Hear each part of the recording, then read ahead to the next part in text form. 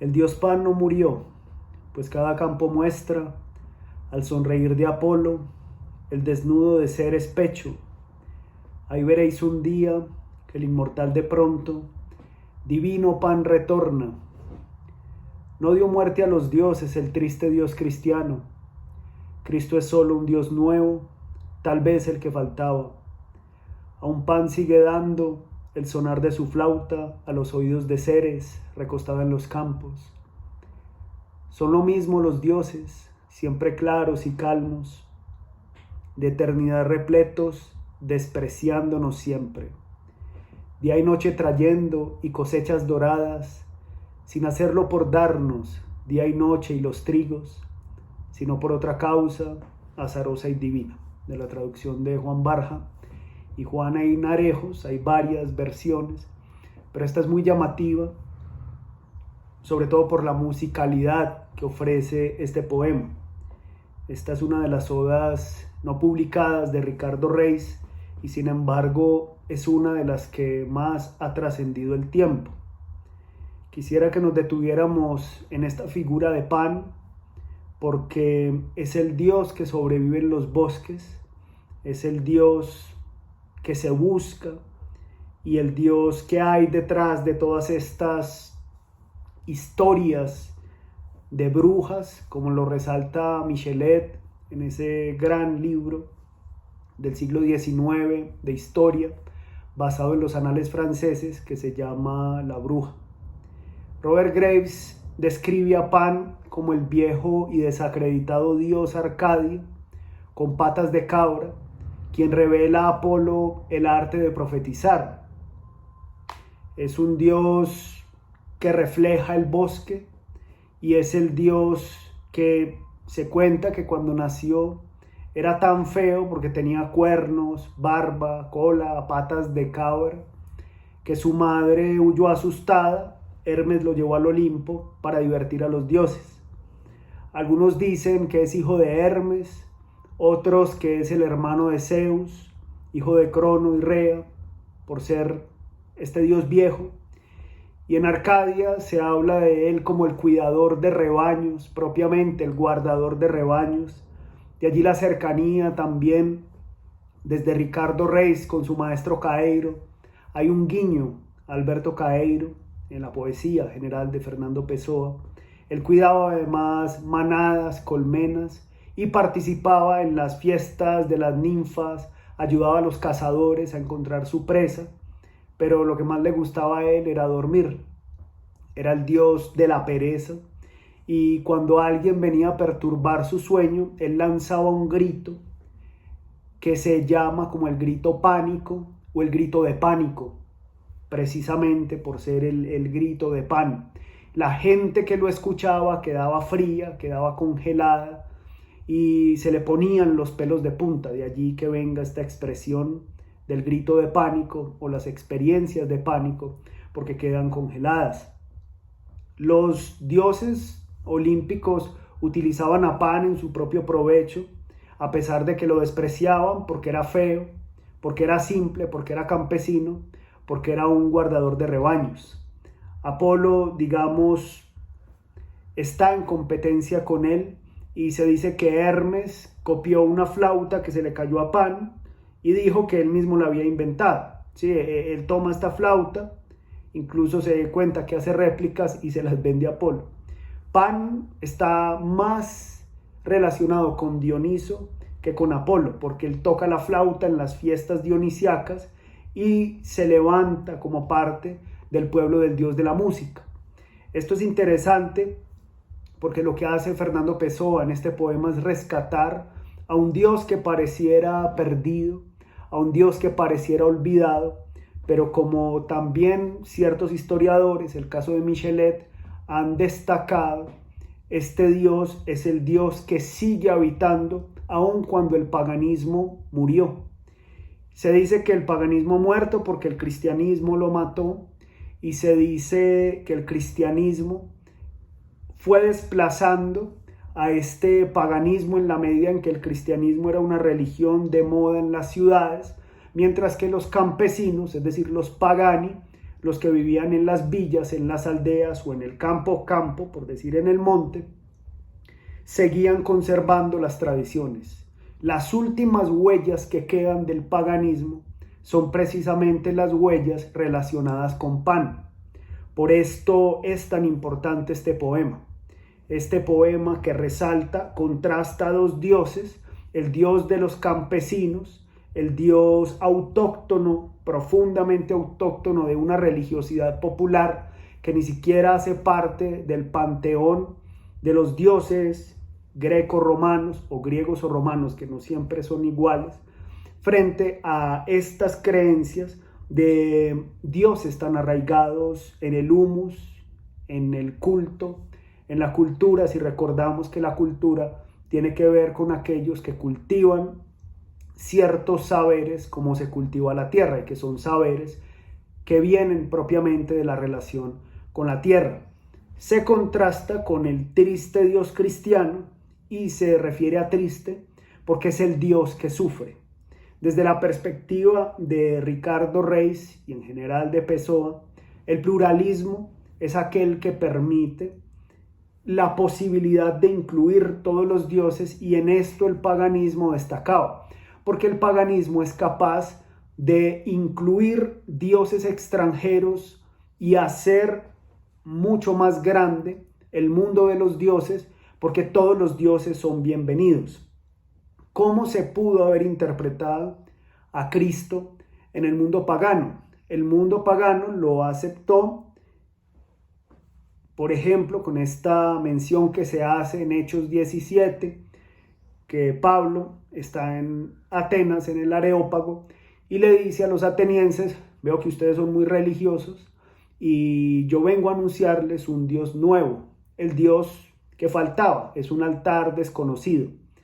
Desde ahí los griegos y los romanos aceptan todo lo nuevo, para ellos es bienvenida toda deidad, a diferencia del monoteísmo, para el cual todos los dioses no se pueden comparar con su único Dios. El monoteísmo tiene un desarrollo distinto que luego miraremos, pero acá aparece este choque tan fuerte. Para los romanos era completamente inadmisible que alguien llegara a decirles que todos los dioses que ellos han tenido son falsos y que el Dios nuevo que llega es el único Dios verdadero. Para los romanos y los paganos en general, era mucho más plausible decir que ese Dios nuevo que llega es un Dios bienvenido, porque cada Dios ofrece un rostro distinto al misterio del mundo, ¿sí? Por esto, digamos, este contraste en el Dios Pan que no muere frente a esta divinidad o esta deidad que es aquella que marca una mirada distinta, ¿sí? Por esto, esta deidad que rechaza a las otras es vista con extrañeza por parte de los cristianos, mientras que empieza a ser una deidad distinta desde este punto que aparece acá. Entonces, tenemos acá a este Dios Pan en contraste con el mundo cristiano, y quisiera resaltar históricamente algunos aspectos que aparecen en los primeros siglos, en especial el contraste y el choque que hay entre el mundo pagano y el mundo cristiano. Uno de los primeros que transmitieron el mensaje cristiano en el mundo pagano, por supuesto, fueron esclavos, fueron personas de condiciones marginales, personas empobrecidas y con niveles de cultura muy bajos. Después, en el siglo II, empiezan los grandes apologistas, como por ejemplo Justino Mártir, que él se vestía de filósofo y él iba de lugar en lugar vestido de filósofo. Era común que hubiera este tipo de personas que ofrecían una idea de vida, y al ofrecer esa idea de vida, los demás lo escuchaban, usualmente a cambio de comida.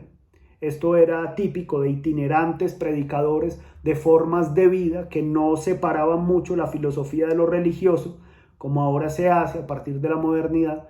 Y Justino, siendo un tipo formado en filosofía, habiendo sido platónico, va y cuenta las doctrinas cristianas a otras. Pero esto choca, digamos, con el mundo en general pagano, porque en el mundo pagano hay una religión, digámoslo así, civil, que es la religión oficial, y hay un mundo también de religiones domésticas, donde la gente tiene creencias y vivencias que son bastante hondas, bastante de ellos, y cercanas a este mundo que ofrece el mundo de la tierra. Entonces, esta religión civil concretaba los lazos emocionales y rituales entre los miembros de la comunidad. Era importante ver las imágenes de los dioses, participar en sus procesiones y ceremonias, asistir a las fiestas, comer la comida que se sacrificaba a los dioses.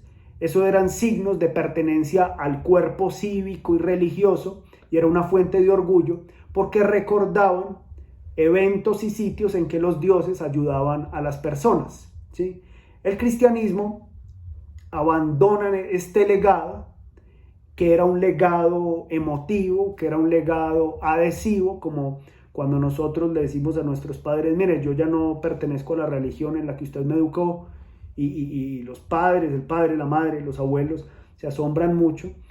Todavía era mucho más vinculante, era muy extraño que una persona cambiara de religión, sobre todo en el mundo romano, porque el mundo romano acogía todas las religiones, ¿sí?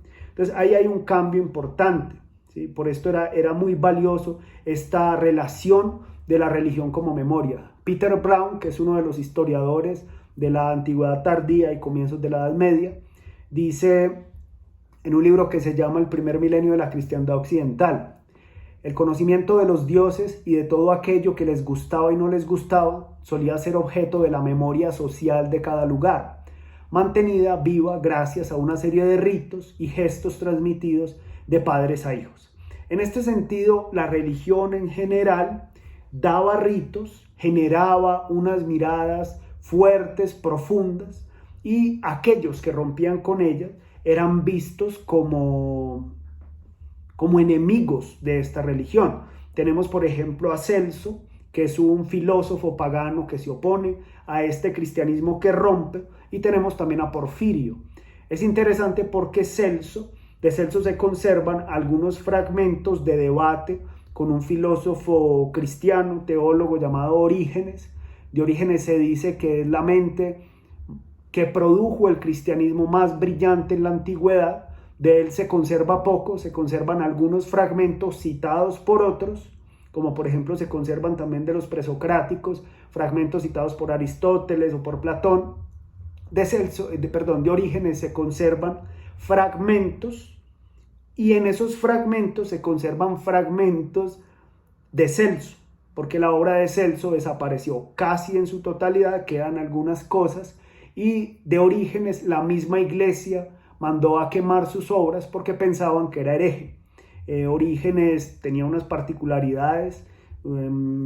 Creó la Hexaplas, que era una Biblia en 6 versiones, distintos idiomas para comparar, y tenía un sistema teórico muy interesante, una mezcla de platonismo, neoplatonismo, cristianismo, gnosticismo, judaísmo, y él tenía una concepción de mundo muy amplia. Dentro de las cosas pues particulares, él mandó a hacerse una operación porque quería ser eunuco, no necesariamente con un médico, probablemente con un veterinario de animales, y ahí se dedicó pues solamente al estudio de la fe cristiana. El debate con Celso en una obra que se llama Orígenes contra Celso, de la cual quedan algunos fragmentos, y de esos fragmentos se toman los fragmentos de Celso para reconstruir un poco lo que pensaban estos paganos. Celso tiene una polémica interesante contra los cristianos porque pensaba que los cristianos marcaban una escisión con el pueblo pagano y marcaban una escisión además con el pueblo judío. Celso pensaba que los judíos tenían un valor porque sus ritos eran antiguos, y estar vinculados a la antigüedad era un concepto importante, ¿sí? Aunque ellos no participaban en este culto de los dioses, tenían unos hábitos extraños, estaban vinculados a una tradición. Entonces eran reconocidos como aquellos que cuidaban costumbres. Celso decía sobre los judíos que ellos dieron leyes conforme a unas costumbres de su tierra y todavía las guardaban. y de ese modo actuaban como otras naciones, porque todo el mundo veía estas costumbres de tradición y las respetaba. Pero lo que descalificaba de los judíos y posteriormente de los cristianos, que es una rama que se desprende de los judíos y cada vez deja de ser más judía para volverse griega, romana, como una mezcla de cosas, y con el paso de los años, mucho tiempo después, casi antijudía. No lo fue del todo, porque siempre reconoce sus orígenes, pero después sabemos en lo que deviene. En este caso, el problema de ellos, sobre todo por ser monoteístas, era la descalificación de las costumbres ajenas y el apego a esas leyes que terminan creyendo que son unas leyes propias de ellos. Más bien, Celso se apoya en la relatividad cultural, que es relativamente relativa, por decirlo así, en el mundo antiguo, pero era mucho más generosa que lo que podía hacer el cristianismo. Entonces hay recuerdos de grandes historias, por ejemplo, y se aceptaba, por ejemplo, en el caso de Darío el Persa, él le propuso a unos griegos comerse la carne de sus padres muertos y los griegos se negaron rotundamente. Y después él vio a unos indios que ellos tenían la costumbre de comerse a sus parientes muertos, a que incineraran a sus padres en lugar de comérselos. Y ellos le respondieron horrorizados y le dijeron, mire, pero es que nosotros no podemos incinerar a nuestros padres, no podemos cremarlos, por decirlo así, porque es que nosotros no los comemos, ¿sí? Entonces Heródoto recuerda eso y dice cuán valiosas son las costumbres de uno y de otro. Se basa en una cita de Píndaro que dice que la costumbre es reina de las cosas. Es decir, dentro del mundo romano, como herencia del mundo griego, como herencia del mundo helenista, lo que se absorbía, es decir, los pueblos que ellos conquistaban, eran pueblos que también ellos aceptaban, absorbían sus costumbres y estas costumbres entraban a ser parte de este mundo. ¿Cuál es la crítica que hace Celso a los judíos? Lo presuntuosos que eran de poseer una tradición más venerable que otras, y lo mismo es el reproche que se dirige a los cristianos, porque ellos honran su propia tradición, pero el problema es que los judíos, aunque son presuntuosos desde la perspectiva de Celso, se mantienen en su tradición, mientras que los cristianos vienen de otra tradición. Usualmente los primeros cristianos, si no eran judíos, venían de todos los cultos oficiales, no oficiales, a Saturno, a Adonis, todas las representaciones a Apolo, ritos dionisíacos, experiencias distintas, Artemisa. Bueno, hay relatos, por ejemplo, en el templo de Diana en Éfeso, y ahí aparecen los Hechos de los Apóstoles y a Pablo y a su acompañante, que no me acuerdo quiénes los están persiguiendo, porque consideran que están dañando las costumbres. Pero si ellos se presentan como un Dios entre todos, o sea, como los representantes de un Dios entre todos, son aceptados. El problema es que los cristianos abandonaron todo esto, negaron todo esto, como suele suceder con ciertos grupos cristianos actuales, que reniegan de sus propias tradiciones y van y le dicen, no sé, a la mamá o a la abuelita, mire, ese Cristo que usted tiene ahí es malo, destrúyalo, dáñalo, y la abuelita no entiende nada de eso. Imagínense ahora con todo el mundo, tanto de dioses civiles, de las ciudades, de las chivitas, como los dioses domésticos, que eran las tradiciones de los propios ancestros, llegar a decir que no existían y no tenían valor. Entonces ahí empieza todo este debate desde el mundo pagano. Tácito, por ejemplo, dice sobre el cristianismo que es una detestable superstición.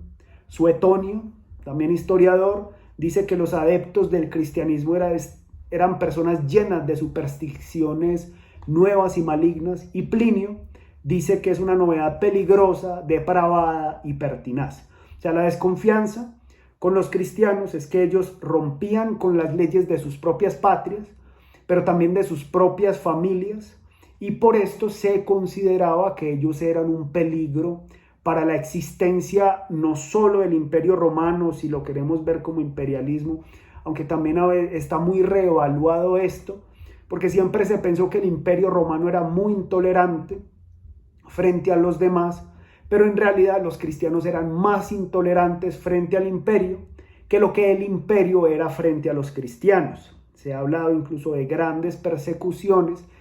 Ahora se reevalúa el concepto de estas persecuciones porque, por ejemplo, los que retratan esas persecuciones son Eusebio de Cesarea, historiador cristiano, y muchas de esas persecuciones no pasaron de ser hostigamientos. En otros casos sí hubo persecuciones, pero estas persecuciones tenían que ver con un choque muy distinto que aparece entre unas comunidades y otras. Celso lo que resaltaba es que los cristianos no podían presentar el origen de su tradición y de su doctrina porque se habían alejado de los judíos. Y además esto les generaba todavía más desconfianza porque decían, miren, el cristianismo rompió con la religión judía y además se vuelve hostil con los judíos y además se vuelve hostil con nosotros y además son gente que llegan a aceptar costumbres judías de las cuales reniegan, lo cual era muy extraño. ¿Por qué? Porque se llama Antiguo Testamento a las escrituras hebreas, algunas personas prefieren llamarlas Primer Testamento o Biblia hebrea, que es lo que el cristianismo entiende como Antiguo Testamento, Torá, Nevi'im, Ketuvim, Torá, profetas y escritos, y ellos aceptan todo, se meten en ese mundo y después de meterse en ese mundo dicen, mire, pero todo eso fue superado por Cristo y Cristo es superior a eso antiguo, a esas tradiciones antiguas, pero además Cristo es superior a las tradiciones de las que nosotros mismos venimos, es decir, es una negación de su propia cultura, a veces una negación de su propia lengua, a veces una negación y muchas veces de su propio cuerpo y de sus propias familias, por lo que se convertía en una cuestión muy difícil la aceptación del cristianismo como una gente nueva, como alguien que llega invitado a tu casa y te dice, tu casa está sucia, tienes que limpiarla y si no, pues vete y con la pretensión o con la idea de sacar a los propios habitantes. Porfirio, que fue un filósofo, vivió un siglo después de Celso, él rechaza a ciertos él ve, digamos, estos cristianos y los rechaza precisamente porque ellos rechazan, ellos son rechazadores por excelencia. Ellos rechazaban participar en ritos ancestrales, comer la comida sacrificada, y no solamente en el aspecto cultural, sino los alcances sociales que esto tenía. Es decir, cuando la familia celebra y tiene ciertos ritos y estas personas convertidas al cristianismo deja de ir porque le dice, no, es que lo que ustedes hacen es malo, yo no me voy a juntar con ustedes, que todavía se da en ciertos grupos cristianos, no en todos. Entonces, el contexto básicamente era el de participar en los cultos ancestrales y esto era un elemento indisociable a la pertenencia a una familia, a una cultura, a un entorno para integrar las comunidades del Imperio Romano. Porfirio, por esto, veía a los cristianos como impíos y ateos. Voy a citar una de sus diatribas contra los cristianos cuando dice, ¿cómo no podrían ser en todos los aspectos impíos y ateos los que han renegado de los dioses patrios, gracias a los cuales se aseguraba la cohesión de todo el pueblo y el Estado? ¿Qué se puede esperar de aquellos que se han convertido en adversarios y enemigos de lo que era saludable y han rechazado a los bienhechores? ¿Qué otra cosa pues son ellos más que adversarios de los dioses? ¿Qué perdón merecen los que se han vuelto contra las divinidades que desde siempre todos reconocen, griegos y bárbaros, en las ciudades y en los campos, en toda clase de cultos, iniciaciones y misterios, por parte de reyes y legisladores y filósofos, y en cambio han elegido del patrimonio humano prácticas impías y ateas? Esto es muy llamativo porque la acusación era ser ateos. Pero ¿qué significaba ser ateos? Ser ateos era no aceptar la pluralidad de dioses. Aquel que acepta solamente a un Dios como el único Dios es que no tiene dioses, o por lo menos no tiene los dioses suficientes para cubrir todas las necesidades de la vida. Porque en esta perspectiva, en el mundo pagano, cada Dios cubría necesidades distintas. Lo contrario, en un mundo monoteísta, que su Dios es omnipotente y cubre todas las necesidades que tienen las personas en general. Entonces los cristianos renegaban de estos legados patrios, rompían los lazos comunitarios y practicaban este culto que era reciente y no era realmente reconocido por parte de ellos. Por esto Porfirio, además, los cuestiona y dice: ¿a qué castigo no será justo entregar a los que han desertado de las tradiciones de los antepasados para convertirse en defensores de leyendas extranjeras y judías universalmente desacreditadas?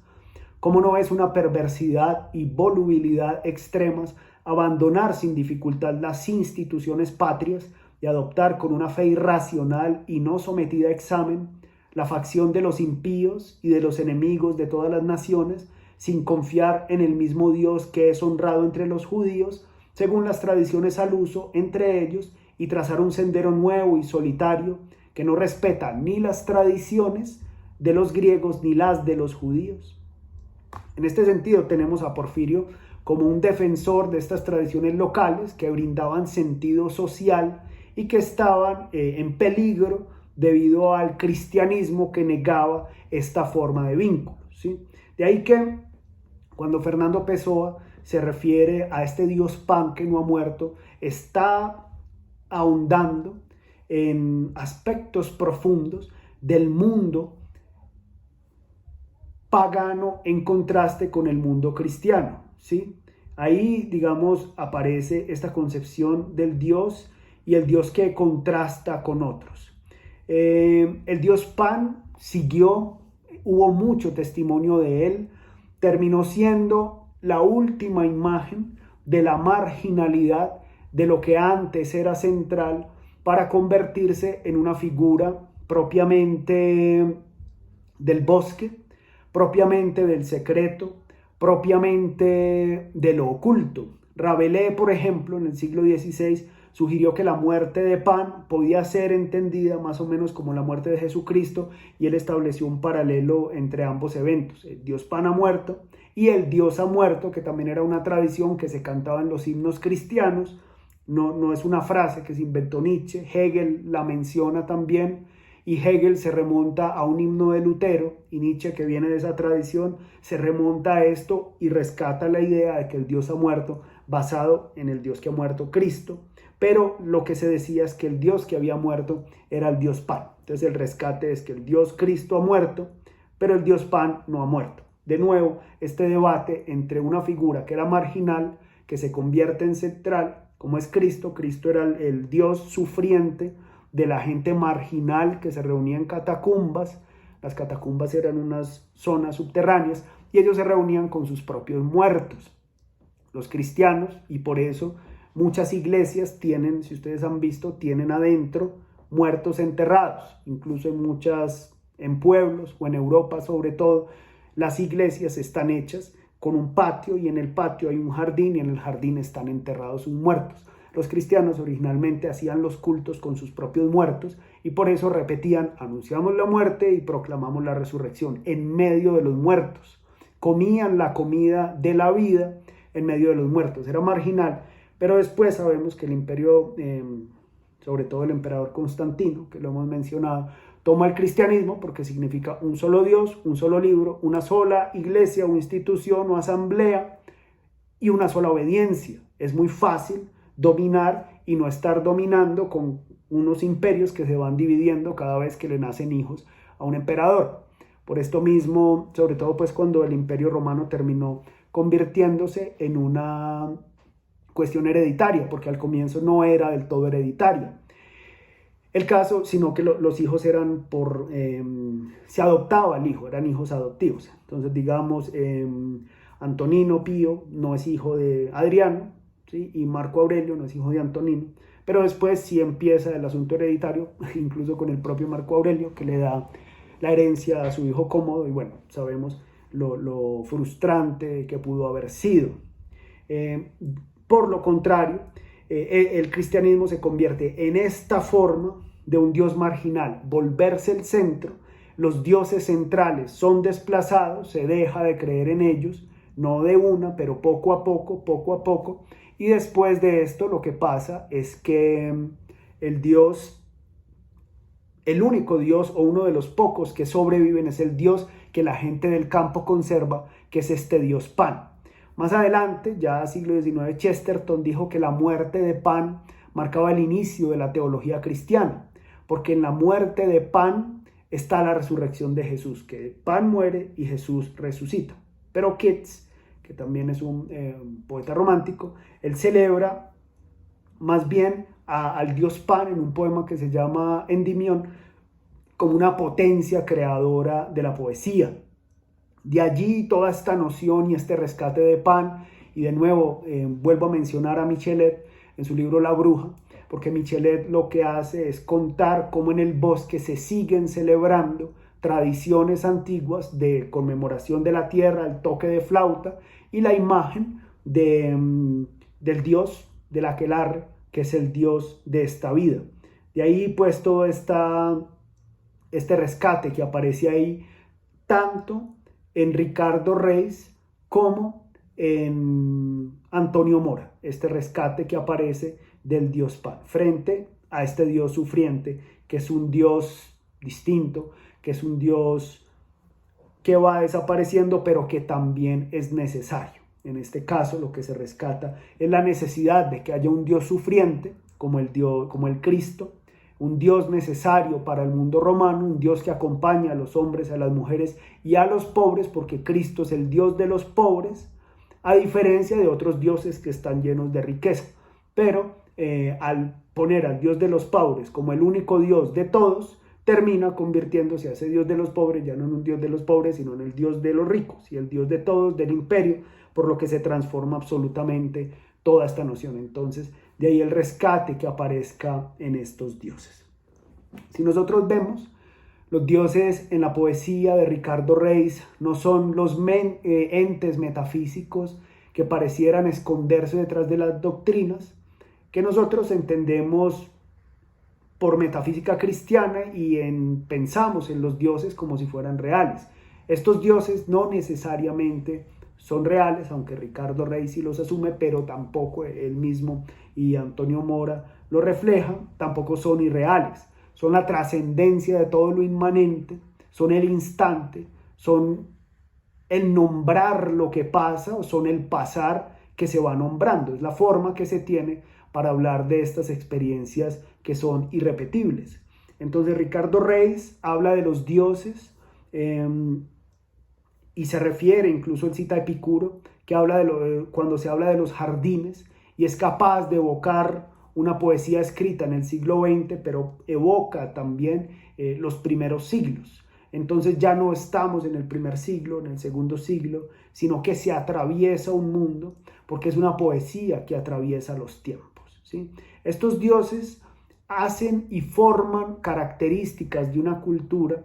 Recordamos lo que dice María Zambrano cuando menciona que los dioses persiguen al hombre con su gracia y rencor, aludiendo no a unos personajes serenos que para los estoicos aceptaban el destino, sino que son unos dioses del delirio.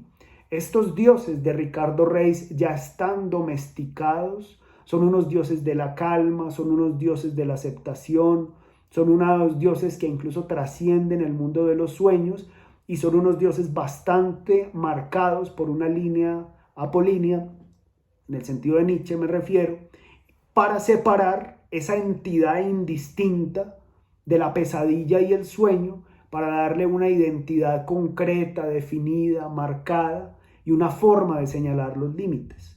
De allí que los dioses con frecuencia en la poesía de Ricardo Reis sean estos dioses que marcan la medida, que marcan el momento y que marcan el tiempo. Dioses que invitan al sosiego. Por ejemplo, en el poema 4 que dice: de Apolo el carro ha rodado fuera de nuestra vista, la polvareda que alzó ha llenado de leve niebla el horizonte, la calma flauta de Pan, bajando su agudo tono en el aire calmo, dio más tristeza a ese suave día que muere. Cálida y blonda, nubel y triste, tú, escardadora de ardientes prados, oyendo quedas entre tus pasos pesados lentos, la flauta antigua del dios que dura, alzando el aire ya en viento leve, mientras recuerdas la clara diosa del mar nacida. Y entran sus ondas ahí en tu seno, que dentro siente enajenado, lo que esa flauta llora sonriendo mientras la oyes. Pan como sosiego, la flauta de Pan, que también es un instrumento musical bastante conocido, dando toques de calma, toques de serenidad, y en este sentido son unos dioses distintos a estos dioses primitivos que también habitaban el delirio, porque nosotros lo que tenemos son memorias de vivencias que cuando se registran es porque ya se están perdiendo. Y esto mismo es lo que aparece acá, una invitación a este sosiego. Si nosotros miramos estas odas no publicadas de Ricardo Reis, casi siempre son odas de sosiego, casi siempre son odas de tranquilidad, que reflejan de algún modo también algunas preguntas por la intranquilidad, por aquello que genera la muerte, y esta muerte generadora de preguntas ofrece en Ricardo Reis a los dioses como respuestas. Entonces aparecen los dioses como una luz de las transformaciones, y ya no necesariamente son ese fuego que quema y todo lo consume y devora sin distinción de nada, sino que son unas pequeñas hogueras o unas pequeñas chispas que encienden las vivencias y se empiezan a formar también en la construcción literaria de un poeta. Recordemos que si bien hay una construcción histórico-literaria, podríamos decir así, en Fernando Pessoa, para remitirse a este mundo antiguo, también tenemos que ver que los dioses que crea Ricardo Reis, o en los que cree Ricardo Reis, son unos dioses que crea Fernando Pessoa, son una creación de Fernando Pessoa. Entonces, esta es también una diferencia que es importante mencionar, ¿sí? Él habla, sin duda, y sus referentes constantes frente a la serenidad, y la serenidad como una respuesta ante la angustia por la muerte. Epicuro, sin duda alguna, él considera, ¿sí?, la filosofía como un jardín de conversación y entrega todo su ser al crear conocimiento. Y por el otro lado tenemos a los estoicos, Séneca, las preguntas por la muerte, la angustia por la vida, la duda por la existencia, que siempre está ahí en medio de todo esto que es una intranquilidad. O sea, de algún modo, y esto lo dice Carlos Vázquez en su libro Las hojas breves, toda esta respuesta de serenidad que ofrece Ricardo Reis está enarbolada en medio de la angustia que sentía Fernando Pessoa por la realidad de la muerte. De ahí que no sean pues tan similares los unos de los otros, pero son maneras también en que las personas a través de la poesía buscan consolarse y crear figuras, imágenes. Algunos piensan que para siempre, algunos piensan que para inmortalizarlas o inmortalizarse ellas, o temporales también, que sean momentos o instantes en que alguna imagen o una metáfora por un tiempo de la vida de una persona